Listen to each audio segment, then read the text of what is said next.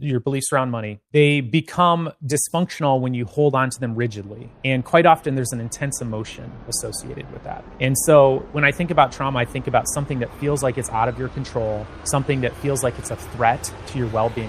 Money has a lot of threats associated with it. Hey, I'm Dr. Brad Klontz, your financial psychologist, financial planner, and financial psychologist, Dr. Brad Klontz. Co-authored and co-edited 5 books on the psychology of money. You actually can change your financial life, and it's actually not that complicated. And it's not the secret set of strategies that only rich people have. Most millionaires in the US are self-made. Most went to public school. Most work full-time. They're not inheriting all their money. And the challenge, though, is to realize that now that you're an adult, you have the power and the ability to change your life.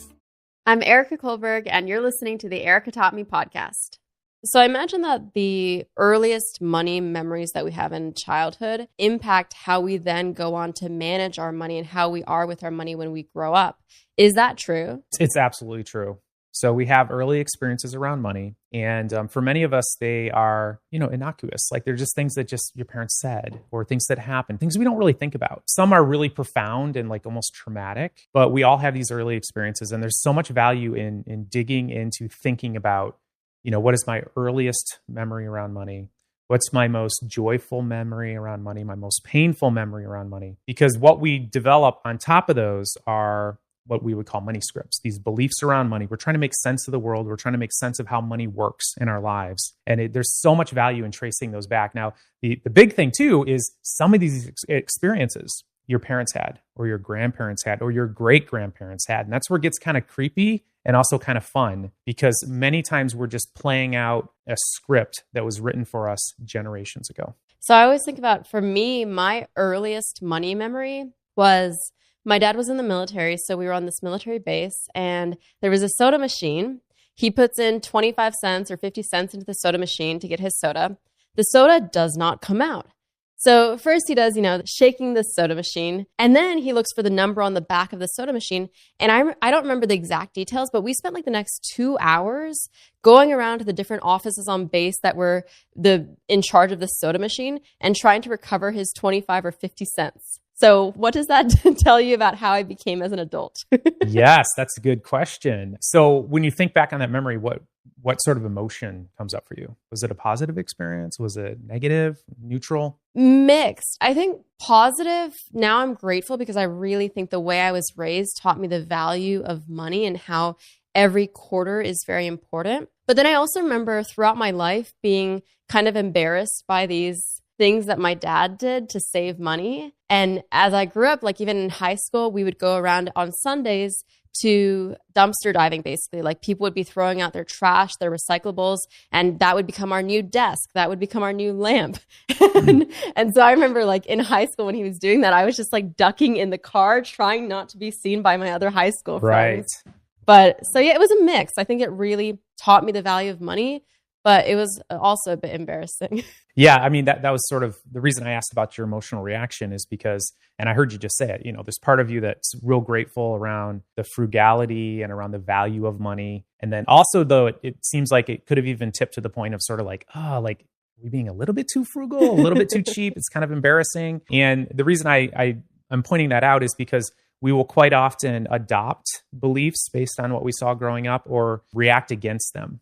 And so almost do the opposite. And what's interesting too is sometimes we will vacillate between the two week to week, month to month, or shift as we get older. So it's an interesting thing to explore. One of the things that I was also realizing as I was doing this exercise myself is that there are people when it comes to money that have a scarcity mindset and then an abundance mindset. And I definitely have a scarcity mindset. The way my scarcity, obviously my scarcity mindset is very helpful in that it helped me to get out of debt. But now, even though I have plenty of money, I am still scared to spend the extra $15 on something that I want because I'm thinking, is this the best use of my money? Even though in relative to how much I make, $15 is very little, right? Right. Yeah. And so, you're mentioning scarcity. Obviously, that doesn't sound very good to have a scarcity mindset. Ironically, though, what our studies have found is that people who are the most anxious around money, who are sort of worried about the future, we would call it a future orientation,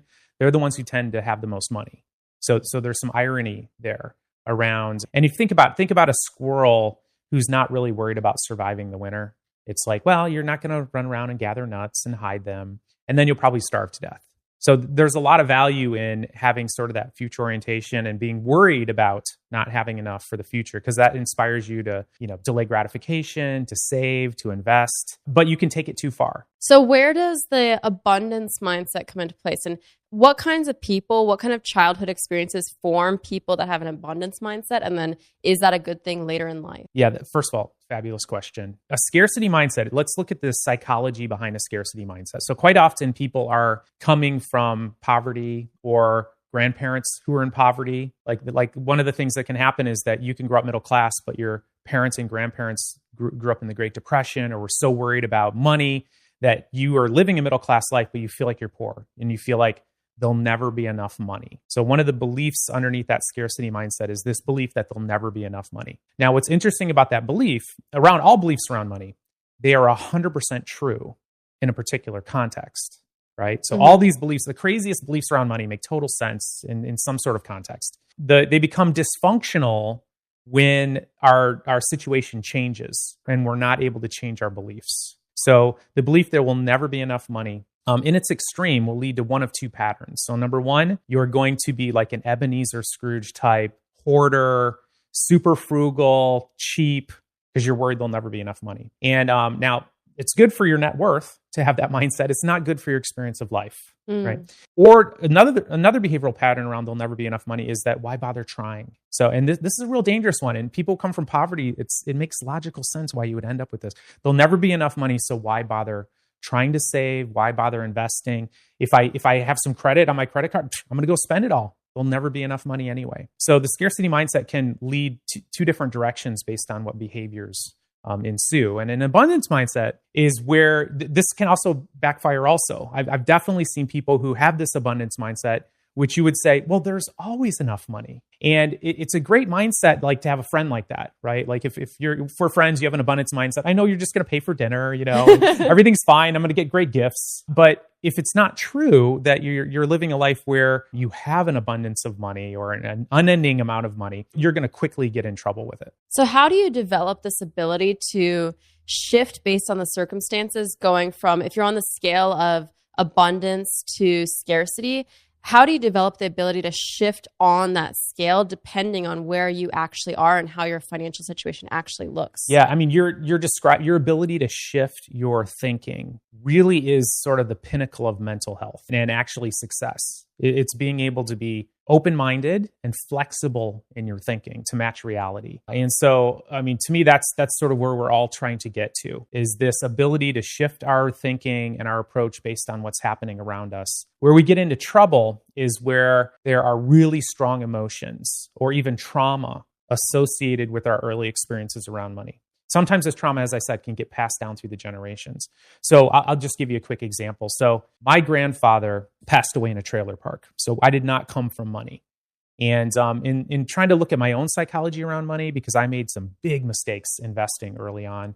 I didn't know what rich people did. I grew up poor. I thought, they invest. And so I put all my money into the riskiest possible stocks, started to make money, and the tech bubble burst, and I started to lose all my money, which got me interested in the psychology of money. I was like, why would a reasonably intelligent person do something so stupid with his money? And so I went home and I started to interview my family members. And I interviewed my mother, my poor mother. I put her through this in my psychology training, just picking her brain. But what was it like for you growing up around money? How did you feel about it? And what was it like for grandma and grandpa? And this has started to blow me away. And I really started to understand my psychology when I found out that my grandfather never put $1 in the bank since he was a young man, ever. So he was unbanked. So it's like, no wonder he's living in a trailer park, has no money.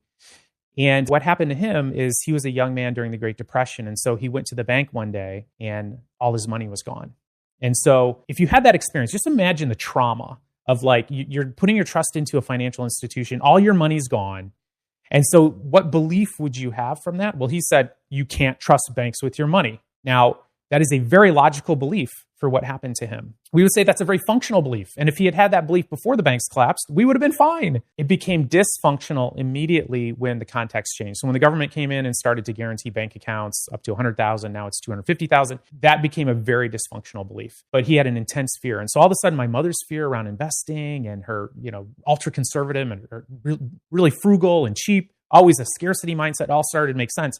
And then for me, I came along and it's like, well, I don't want to be poor like my family. So I call it a dysfunctional pendulum swing. It's like I went from the, real risk averse to like the riskiest possible investments. And then I got crashed and burned. And if I wasn't a psychologist, if I wasn't willing to like examine myself, I think I would have shifted right back to my grandfather's belief, which is you can't trust, investing. And so what's fascinating about this for all of us is it's happening below our conscious awareness. It's driving all our financial behaviors. The results you're getting in your life right now are because of your beliefs around money, which we can trace back to those experiences either you've had or your ancestors have had. One of the things you said earlier that I feel like is a driving force for why I want to help people be better with their money is when you said that a lot of people feel like because they grew up poor, they too will be poor, and why even try? And I think that being able to break these generational cycles of poverty and being lower on the socioeconomic scale is so important. What is your advice there to people who do say to you, well, I grew up poor, I'm going to be poor too? Yeah. So, first of all, I understand how you feel that way. And there's this thing we have to be really, really careful about, this mindset. And in psychology, we call it learned helplessness. And it's really, really dangerous. And the studies that have determined learned helplessness, do you want to hear about them? Yeah. All right. So it's actually really sad. But what they would do is they would take a dog and they would put it in a cage that was electrified. No, this is terrible. It's like torturing animals. But it's a good illustration of the torture that people endure who end up with this mindset. And what would happen is they would do an electric shock in the cage, and the dog would jump around trying to get out, trying to escape. And then eventually it would learn escape is impossible. So it would just lay down and whimper. By the way, just terrible science. But then what they did is they changed the situation so that half of the cage was not electrified. So literally all the dog had to do was hop over here and it would not be getting a shock. And what they found is the dog didn't even try.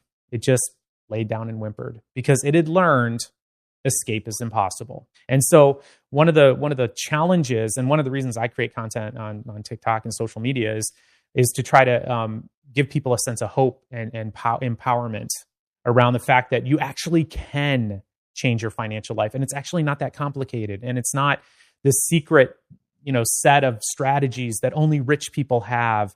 The system is rigged and you cannot achieve, success. I'm trying to break some of those down because I grew up with that mindset myself. I grew up lower income. I thought, well, I had all the stereotypes. And by the way, I've studied all these in research to see if they were true. So first of all, I would tell you if they were true. But most millionaires in the US are self-made. Most went to public school. Most work full time. They're not inheriting all their money. Now, certainly some people do. And I hope my children inherit a lot of money, by the way. I'm not disparaging that. But just to realize that there is a path to bettering your life financially, and it's accessible to everybody, is one of those things to help break that pattern. Because when you grow up in poverty, quite often there's trauma associated with it. There's fear for your safety. You certainly do not get access to the best education, the best opportunities. And so there's a real part of that. There's not enough money and I'm suffering and I'm being traumatized around it. And the challenge though is to realize that, now that you're an adult, you have the power and the ability to change your life. You keep mentioning this money trauma. Can you talk about what exactly that is? And then maybe some examples of what are the most common scenarios of money trauma that people experience when they're younger that lead them to then feel helpless and hopeless when they're older? Yeah, so I talk about financial trauma because what we have found is that your beliefs around money, they become dysfunctional when you hold on to them rigidly. And quite often there's an intense emotion associated with that. And so when I think about trauma, I think about something that feels like it's out of your control, something that feels like it's a threat to your well-being. And money has a lot of threats associated with it. Like if you don't have money, it literally is a threat to your safety and well-being and your ability to survive. So it's real closely linked to survival. And so when you feel like things are out of control, when you feel like no matter what you do, it doesn't make a difference, when you feel like something happened and devastated you or your family history, this is why I think growing up in poverty is just a series of trauma after trauma that people endure. And then meanwhile, you're watching other people who seem to be having a much better life, which makes you even feel worse about it. So I think trauma around money is anything that leads to that sense of disempowerment, that sense of helplessness and hopelessness.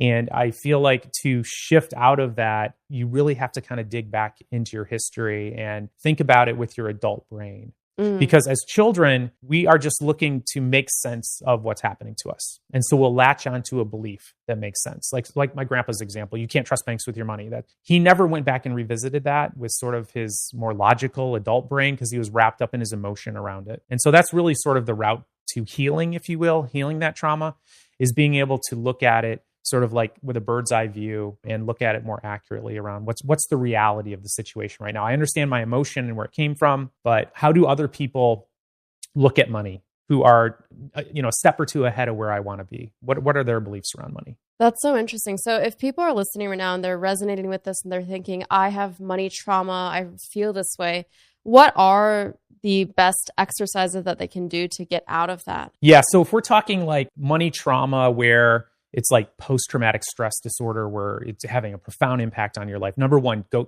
see a therapist. By the way, therapy is incredible because what you need to do is really do some healing around that. For some people, just recognizing that they have this money script, they have this belief around money, it's not serving them well. Recognizing that, like, go back and interview your parents if they're alive, if you're able to do that. Relatives, try to figure out what is your story? What is your family story around money? It can be so empowering because one of the things that keeps us stuck is shame. So we feel ashamed around money. The reason I talk about my mistakes and screwing up all the time is because I want to help people feel less shame. Like most of us have had terrible experiences around money, have made big mistakes around money. You're not alone. And the message I try to talk about is that the craziest money behaviors, your biggest money mistakes make perfect sense. Like I could take any kid, put them in your family situation, give them the experiences you had around money, and they'd probably be doing exactly what you're doing around money. I mean, it makes total sense. And so just recognizing that your money problems aren't the result of you being crazy, lazy, or stupid. They just make absolute sense based on your family history and based on the beliefs that you developed and trying to make sense of that history. Yeah. And it's so true that because money is such a taboo topic and there is this shame around it, you may not realize that the people in your inner circle, the people that you know, are going through the same money things as you. For example, you may be in credit card debt and feel like you are the only one who was silly enough to get deep into this credit card debt. But secretly, there's probably at least 5-10 people around you who are in the exact same situation, but no one wants to talk about it, which makes you feel so alone in that and so ashamed. And then that in turn makes it harder for you to climb out of that because you don't have that accountability of someone saying, you can do it, you've got this, right? Yeah, you're right. Like that social comparison is so incredibly impactful. And we like to tell people like you shouldn't care about what other people think. And it's like, that's bullshit. I mean, honestly, it's like we all care about what other people think. It's hardwired into our nature. And it's really important to embrace that because you are going to be acting out around money based on that reality of your status within the group, whatever group you're associated with or you affiliate with in your brain. Your status is very, very important to you. And this is just one of the things that it pays to know and pay attention to, because the bottom line is we're all crazy when it comes to money. We all are. We're just wired to do it all wrong. And if you think about how we've spent most of our time on Earth, 99% of our time on Earth has been in small little hunter-gatherer groups of 100 to 150 people who are closely related and paying very close attention to our status within that group.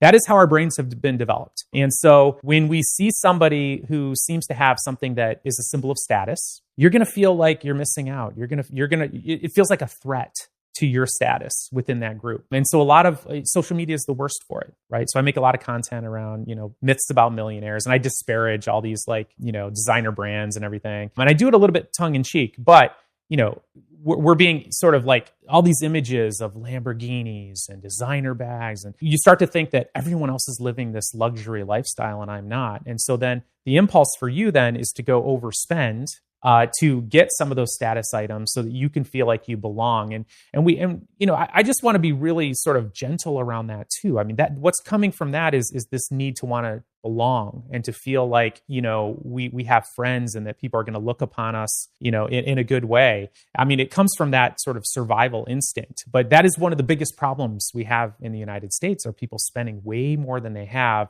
to try to uphold this sense of status, which really goes back to that survival brain. And so just understanding that we're wired to do it wrong, you can then interrupt that process. You can see something and go, oh, I'm feeling bad about myself. I want to go buy it, and say, aha, I know what's happening right now. And a big part of what I try to do on social media is educate people around what most millionaires, how they actually spend their money.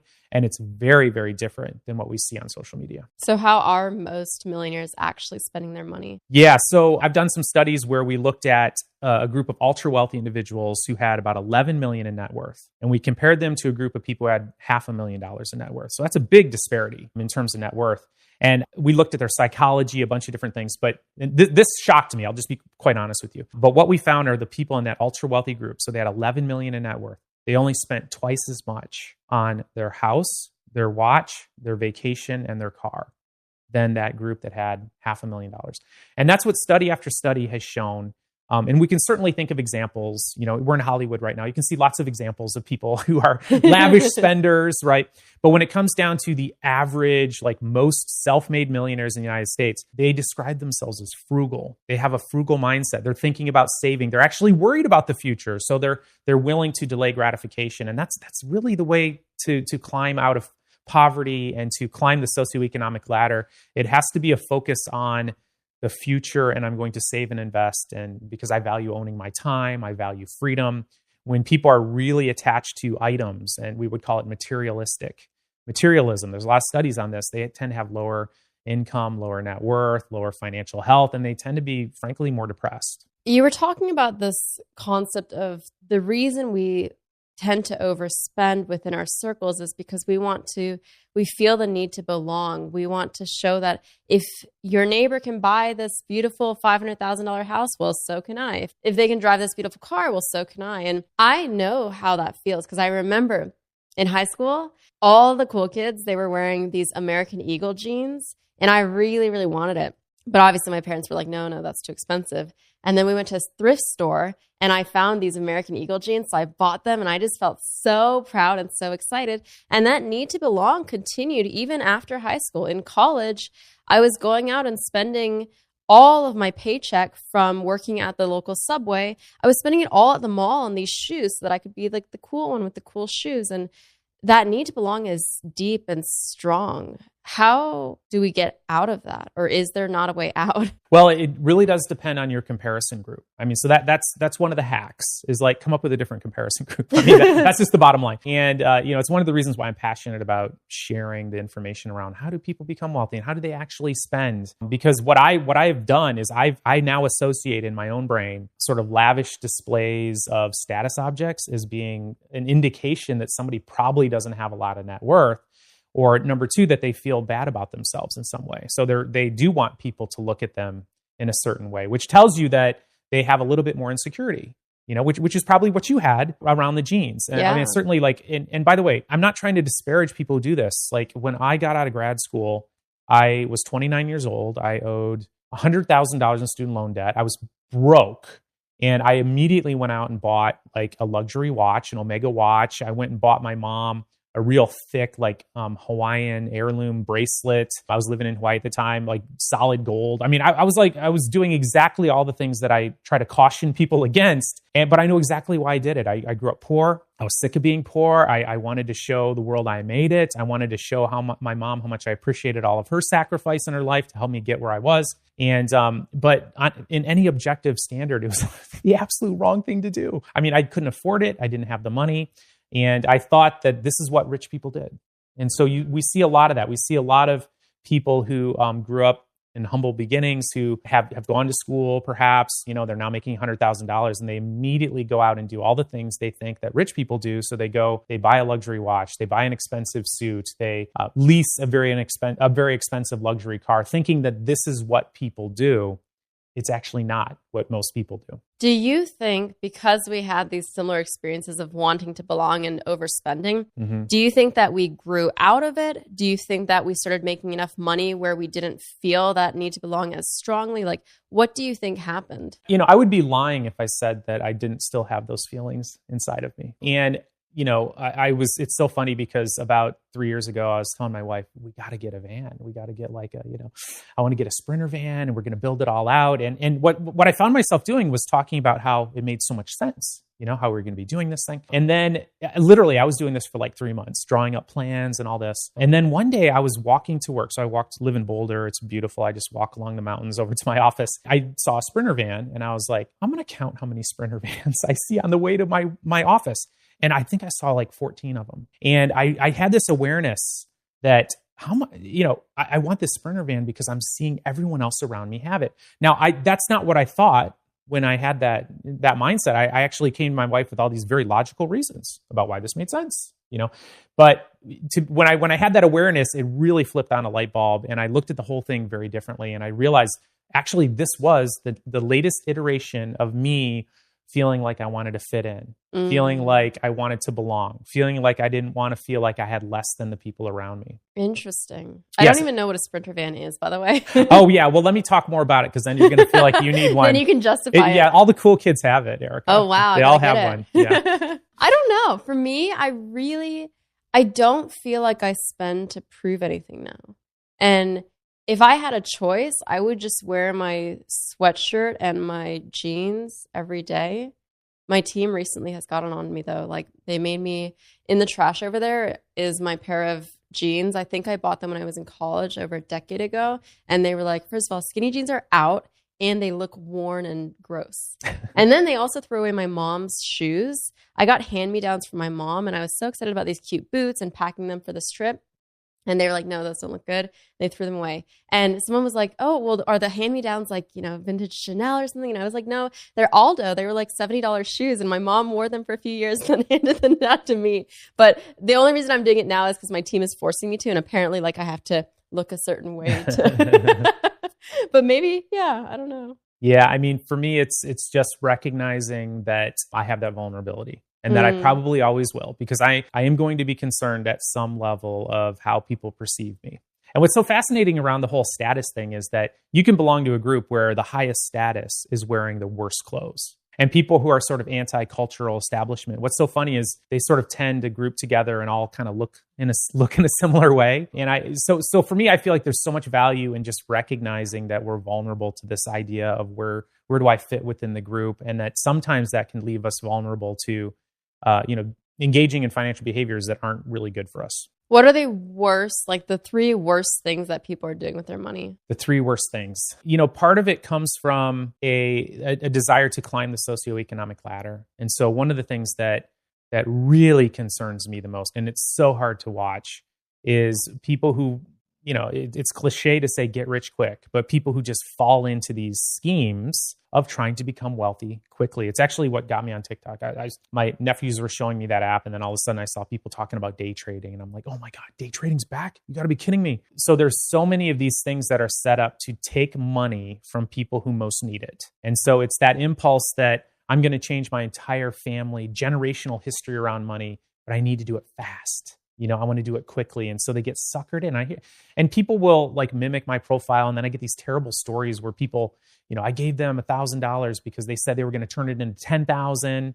And man, it's really easy to look at people and shake your head and say, why would you do that? But I understand why they do it. They're desperate to want to become wealthy. They're not sure how to do it. So it's falling for those get rich quick schemes that just seems to just continue to happen over and over and over. Something that is just devastating for people. What's number 2? I think number 2 might be not having sort of that future orientation. Okay. And so there's actually nothing more boring than like an amorphous savings account or a retirement account, that kind of thing. Because what we have to do is we have to overcome our instinct to enjoy things right now, because that's how we're wired. And again, let's go back to that hunter-gatherer group. You couldn't save anything for 99% of our time on earth. Food would spoil. You can only bring with you what you could carry. So we are wired to consume. We are consumers. Food, I mean, like how many people struggle with their diet? Everybody does, because there's an abundance of food. There's sugar, salt, fat. I mean, that's what we crave. And we want to eat as much as we possibly can. And then our bodies also don't want to move much. You want to like hold on to those calories. This is all part of that survival brain. And so that consumption mentality is just built into us. So how do you overcome that? Well, you have to have a super exciting vision of the future. And so we actually did a study on this where we got people to increase their savings rates by 73% after 1 hour of visualizing why they would want to save to begin with. So pick your top 3 financial goals is what we did in the study. And then we had people do vision boards. We had them create visual representations of those goals. Think about what values are associated with those goals. Is this about freedom? Is this about family? Is this about connection, about fun? What is it? Why are we doing this? And then we had them automate and just, name accounts after those goals and then just automatically send money over to those goals. 73% increase in savings after 1 hour of doing that. So having a very clear vision of why you're going to be sacrificing and delaying gratification is super important. So people who don't have that vision, it's a huge mistake because they're just going to be wired to spend right now. That's so good. And number 3? Oh, number 3. So I got the get rich quick. I would say this is a caveat of that, but let's just talk about investing in general. So many people, actually most people who invest do terrible at it. I mean, we've done studies as a profession. Actually, studies show that dead people outperform living when it comes to investing, and women outperform men. And one of the reasons that both of those are the case is that dead people and women are less confident in their ability to beat the market, so they actually trade less. Dead people trade way less, and women trade less. And so what studies have found is the more you trade, the worse you do. And the irony is that people think that the more they trade, the better they do. The irony is the more people trade. Yeah, the irony is that the more people trade, the worse they do. But we think that we're going to do better the more we trade because the more we know, right? And so trying to beat the market is another just sort of devastating approach people do when it comes to money. And what I always tell people is, so first of all, wealthy people aren't at their computer trading all day. That's not what they're doing, okay? What they're doing is they're making money and they're looking for ways to make more money. But more importantly, they are saving and investing a percentage of every dollar they make. And so like right now, if you're not saving and investing a percentage of every dollar you make, that is my number one piece of advice. And the earlier you start it, the better it is, obviously. But that is sort of the mindset you have to have if you want to become wealthy. I think the thing you brought up about delayed gratification is so important because that is probably the skill that the most number of people lack that leads them to not end up in the financial position that they should be. Because also, technology around us makes delayed gratification even harder. Like there are these studies that showed that Amazon used to have maybe 2 clicks to get to the actual buy button. Now it's just the buy now instantly. They've removed so many barriers that once took that extra like 2-3 seconds for you to think, oh, do I really want to buy this? Now it's just like click, it's shipped. Yeah. And delaying gratification, again, it goes against our biological wiring. We're not wired to do that. So you have to overcome that. And so I think the hack around that is, getting really excited about those goals, being able to picture them and leave pictures around your house, just be reminding yourself about why this is important to you. Did you find that most of the goals were around buying a first house or getting out of debt? During that study, what were the goals? Yeah, we didn't really track it, but we saw patterns around, there were some, midterm goals and long-term goals. So for a lot of people, there was a sense of financial freedom, which by the way, I like better than retirement. Retirement means to stop engaging in a purposeful pursuit. And so people actually sabotage themselves thinking that I'm going to stop working. So I think I like reframing it to freedom. And then what are you going to do with that freedom? Like, specifically, where are you? Who's there? What does every day look like? Spend some time really fleshing that out because that's the motivation you need. And then the other key is to harness it's called a status quo bias, where we're all a bit lazy. And so if you've ever belonged to a gym for months after you stop going, that's the power of the status quo bias. So get really specific about your goals, be it financial freedom, be it a car, be it, a house, and then set up accounts and then automate every month to those goals. And then just work with the rest that's in your bank account to fund your life. But if you're not paying yourself first in those ways, you're really never going to get ahead. When you are studying these people who do end up being able to climb the socioeconomic ladder and do really well financially, versus those who don't, are there specific traits that they have in common or tend to have in common? Yeah, so I've talked about some of the spending habits and sort of the mindsets around, wow, they don't spend nearly as much as we think they do. And they actually describe themselves as frugal. We've also found several specific mindsets. So one of them is being vigilant around money. So there's a, focus on saving and investing for the future. But there's some things that they don't have too, which are really important. So one of them is what we would call money avoidance. And this is beliefs like rich people are greedy, money corrupts. There's virtue in having less money. If you have that negative association with rich people and money, again, you come by it honestly. I guarantee in your past, you've run across, or your relatives have run across some really nasty rich people out there. And by the way, there are terrible rich people out there. There's also terrible poor people. So it's not really necessarily about the money, but having that negative association, very, very difficult. We've talked about status, and this is really interesting too. People who are most focused on status have the least amount of money and are more likely to have grown up poor. And so ironically, when you ask ultra wealthy people, they would say that they would actually tell you they make less than they actually do. When you ask people who make less, they're actually likely to tell you they make more than they actually do. So it's a big when you see social media, this should just blow your mind. So the cue is to, when people are really, really promoting themselves as having all this stuff, you got to have in the back of your mind, studies show that those people who do that actually end up having less. And if you look behind the curtain, a lot of times they're trying to sell something, right? So they're trying to sell this image. And the other thing too, and this is really profound, it's called locus of control. So this is a mindset